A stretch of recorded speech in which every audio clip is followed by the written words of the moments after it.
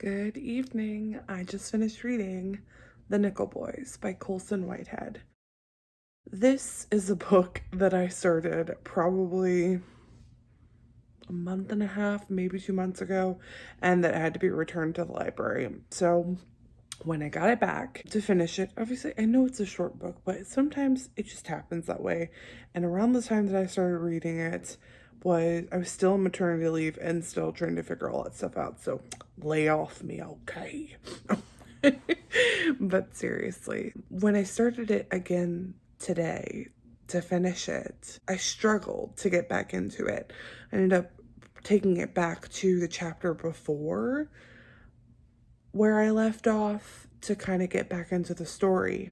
But overall, the story itself, for me, was a little hard to follow because it had a lot of jumps and a lot of characters and a lot of different perspectives.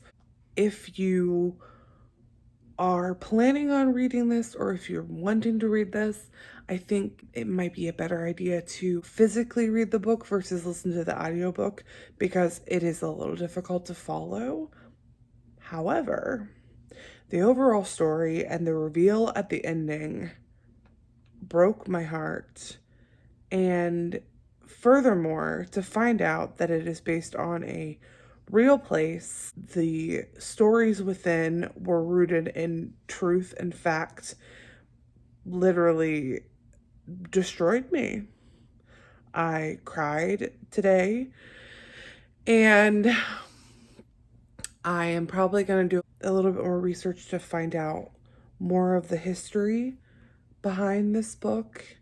I think Whitehead does a nice job here in this instance of merging fiction with fact, similar to when you watch a movie and it says based on a true story. I think this book is, I know this book is based on a true story. When you go into this book, if you do decide to read it, keep that in mind because it will temper your reading to make it more legitimate and make it more serious. I'm going to give this book a 4 out of 5. The reason I'm docking it a point is because it was hard to follow with all of the different story perspectives and timeline changes. It had a bunch of timeline changes. Have a good night, guys.